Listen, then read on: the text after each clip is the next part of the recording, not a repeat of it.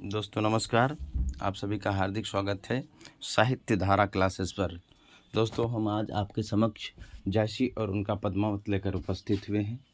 दोस्तों आज हम जानने का प्रयास करेंगे कि इस जायसी और उनका पद्मावत क्या है, पद्मावत आखिर उसका साहित्य जगत में क्या स्थान है। तो आइए दोस्तों प्रारंभ करते हैं। जायसी का जन्म 1464 ईस्वी में जायस नगर में हुआ, जो कि उत्तर प्रदेश में पड़ता है। उत्तर प्रदेश का एक नगर है जायस, इसीलिए इन्हें जायसी की उपाधि प्रदान की गई और इनका तखल्लुस भी यही हुआ, जायसी। जायसी और उनका पद्मावत साहित्य जगत में एक बेजोड़ स्थान रखता है। इनकी यह कृति बहुत ही अनुपम कृति है। इसके बारे में विद्वानों में प्रायः एक मत होकर कहते हैं कि इसका स्थान हिंदी साहित्य कविता में एक बेजोड़ और अत्यंत मार्मिक है। पद्मावत को पढ़ना ऐसा है जैसे एक अद्भुत संवेदना लोक में विचरण करने जैसा अनुभव होता है। पद्मावत में नागमती वियोग वर्णन संवेदना का उन्नत शिखर है। तो दोस्तों इनकी मृत्यु के बारे में बताया जा रहा है कि इनकी मृत्यु 1542 ईस्वी में हुई।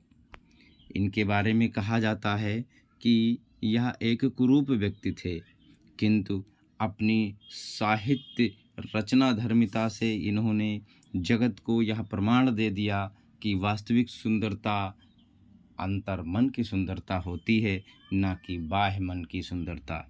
इन्होंने कहा है, एक नयन कवि मोहम्मद गुनी, सोई भी मोहा जई कवि सुनी। अर्थात एक नेत्र के यह कवि थे और इनको जो भी सुनता था वो विस्मृत हो जाता था, मोहित हो जाता था।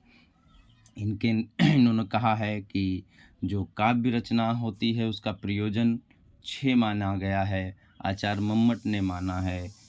तो उसमें इन्होंने यश को अत्यधिक महत्व दिया है और कहा है, अब मन जान कवित अस कीन्हा, मकुया रहे जगत मा चीन्हा।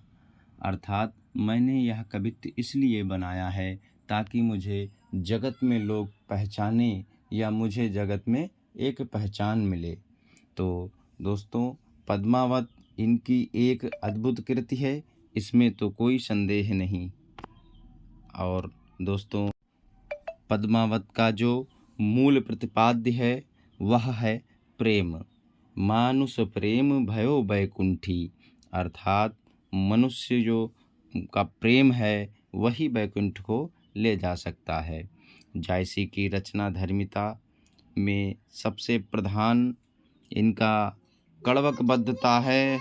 जायसी ने अपने काव्य में उपमा रूपक और उत्प्रेक्षा तथा अतिशयोक्त ये अलंकारों का प्रयोग किया है। सादृश्य अलंकार ही इसमें प्रायः अधिक प्रयोग किया गया है। आइए अब जानते हैं पद्मावत के विषय में। पद्मावत में 57 खंड किए गए हैं। एक प्रबंध काव्य है, किंतु इसे अध्ययन की सुविधा की दृष्टि से इसमें 57 खंड किए गए हैं और एक उपसंहार है। तो इस प्रकार हम कह सकते हैं कि इसमें जो 57 खंड हैं वो अध्ययन की सुविधा की दृष्टि से ही किए गए हैं। बाकी तो सभी एक ही में बद्ध हैं, एक ही में जुड़े हुए हैं।